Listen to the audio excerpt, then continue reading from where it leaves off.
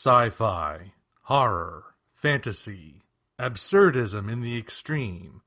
It's all available here in the Tales from the Omni Vault book series. Check the description for Amazon links so you can get your copies and start reading today. Thank you all, and now, on to the video.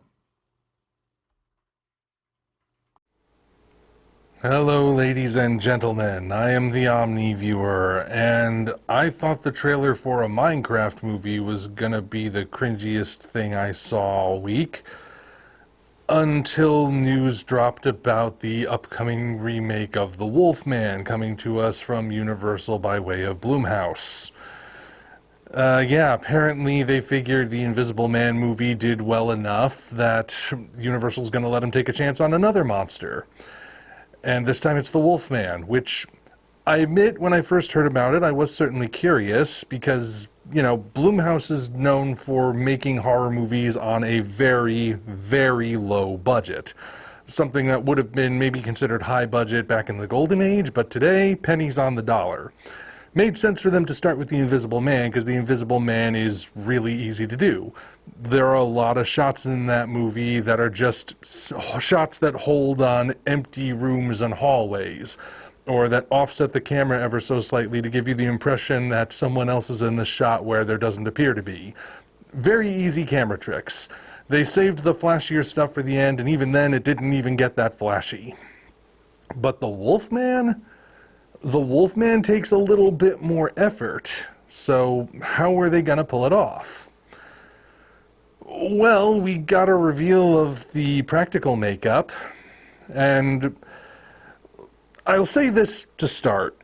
I appreciate that they are doing practical makeup, and God help the guy they put in it for this display. He is doing his best to make it work, but not even the most silver-tongued of snake oil salesmen could possibly sell this. I'm done holding back. If you haven't seen it yet, somehow brace yourselves. This is what the Wolfman is going to look like in the upcoming movie that's slated for release in 2025. Now, you may notice that there's a distinct lack of wolf-like traits in this Wolfman makeup. If I had been shown this makeup completely devoid of context and just asked to guess what it's supposed to be, my thoughts would have probably gone something like, it's a troll, a goblin, a leprechaun, a creepy hermit, a creepy grandpa, some sort of weird redneck take on Nosferatu, a demented lawn gnome. I would have cycled through so many different things before the idea of Wolfman even entered my peripheral vision.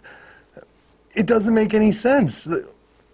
I mean, it's not like the Wolfman has a non-indicative name, right? There's a version of him right here. He's the Wolfman. It's right there. It's not like Pumpkinhead, where it's a cutesy little colloquial name to let you know we're in the deep south of Appalachia, but it masks the real horror that hides behind it. No, it's the Wolfman. He's supposed to be a wolf man, a fusion of the two with recognizable features of each. This is just some weird old guy with long hair and a lumpy head. I've been racking my brain ever since I saw this reveal, trying to figure out the logic, trying to figure out what they could possibly have been going for. Like, is this meant to be a realistic take on lycanthropy, or are they counting on the lighting making it look more lupine or something? The only thing I can come up with is basically the conspiracy theory that fans came up with for that first Sonic the Hedgehog movie. Yeah, you remember that one?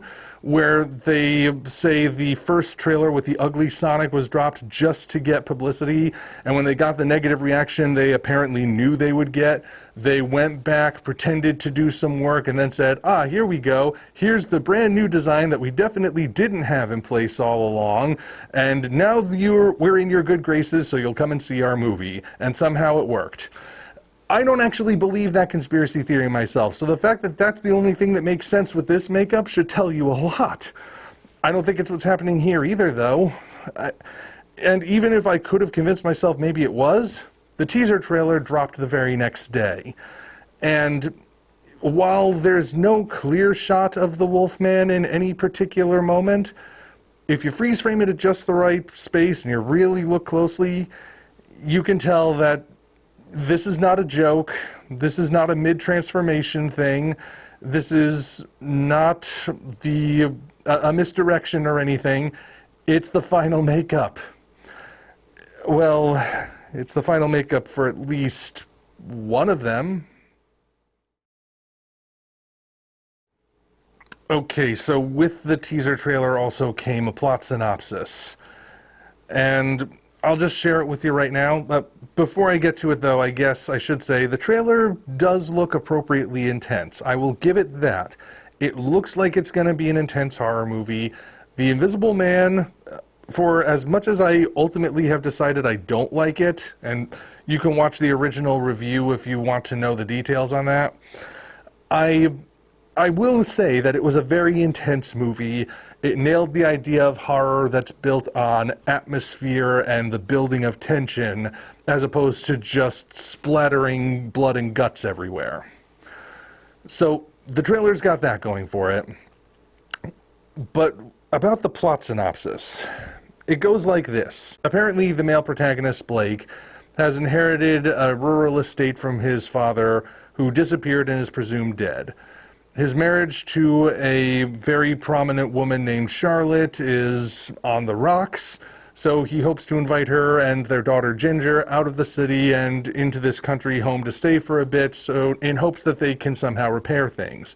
They get attacked by a creature on the way there. It follows them.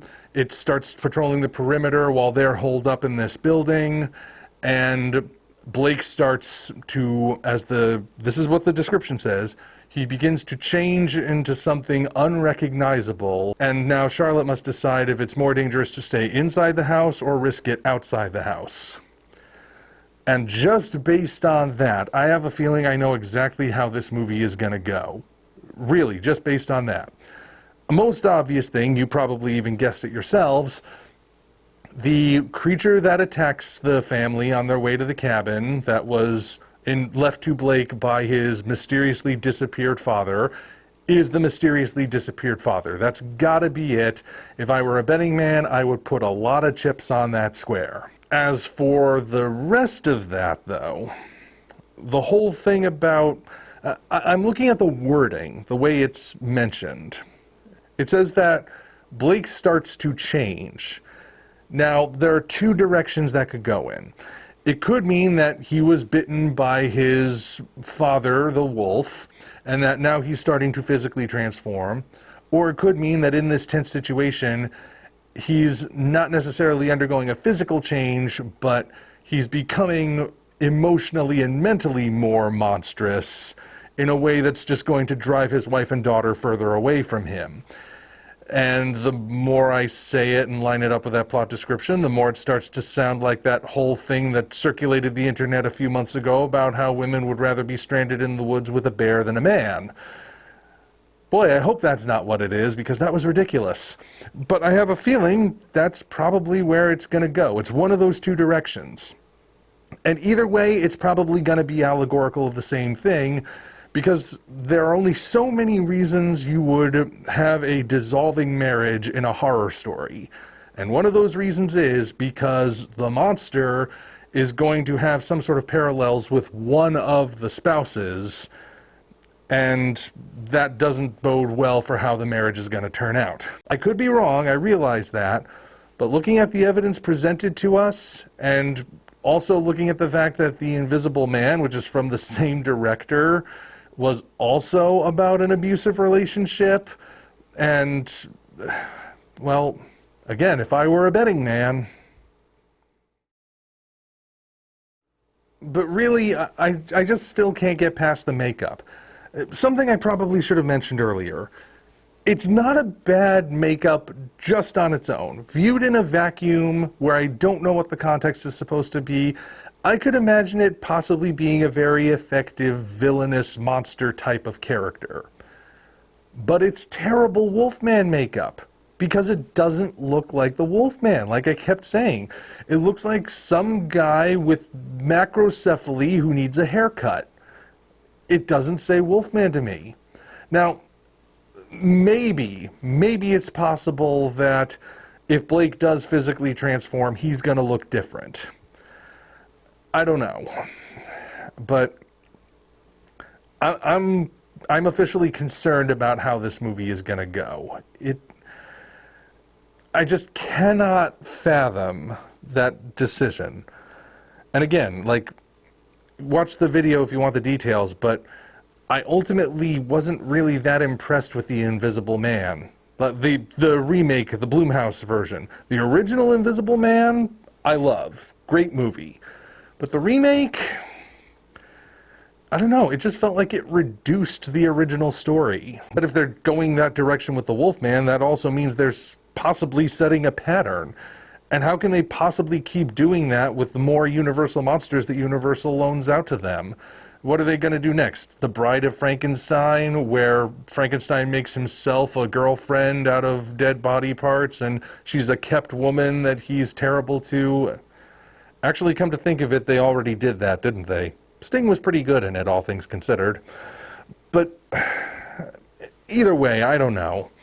I'm skeptical at this point.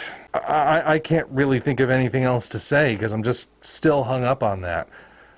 I guess one other thing I can say to possibly be positive is that at least it looks better than that Peter Pan horror movie from the guys who did the Winnie the Pooh horror movie. Not that that's much of a bar to pass. Anyway, until such time as the next full moon rises, this is the Omni viewer signing off.